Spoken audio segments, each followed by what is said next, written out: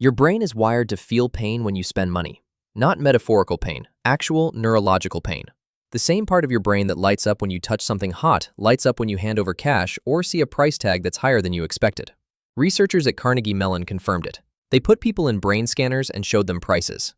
The insula, the part of the brain that processes physical pain, activated every single time.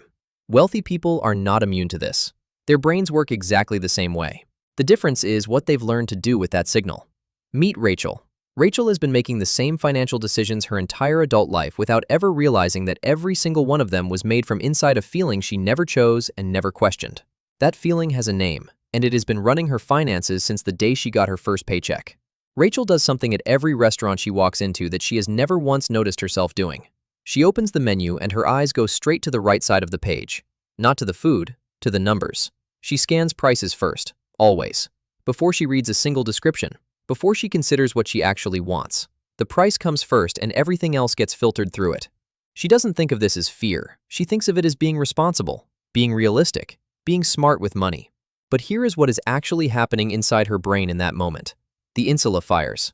A mild but real aversion response floods her decision-making. And without knowing it, Rachel has just handed control of her entire meal and her entire financial life to a feeling that was installed in her childhood and has never been examined since. Across the table, her colleague does something different. She opens the same menu.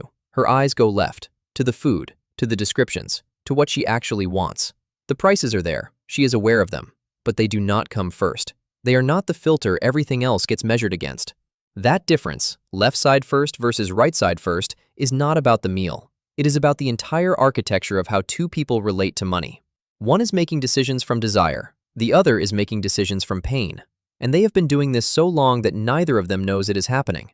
It shows up at the restaurant. It shows up at the store. It shows up when a business opportunity lands in front of them and one person immediately asks what it costs while the other person first asks what it could become. Same information, same moment, completely different internal starting point. One brain is asking, what can I gain? The other brain is asking, what could I lose? And that difference, repeated thousands of times across a lifetime, quietly builds two completely different financial realities. This is what Carnegie Mellon's research exposed that nobody talks about. The pain of paying is real. It is neurological. It is not a character flaw or a lack of discipline. But it is also not fixed.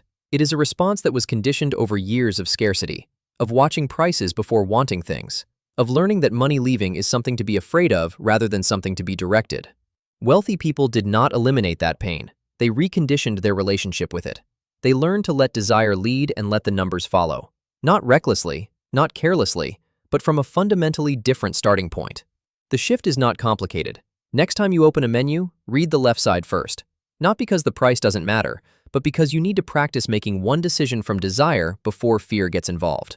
One small repetition of choosing what you want before calculating what it costs. That practice, compounded over thousands of small decisions, is the difference between a financial life run by pain and a financial life run by intention. Rachel is still looking at the right side first. She probably always will. Not because she has to, because she never knew she had a choice. It should be illegal to ignore.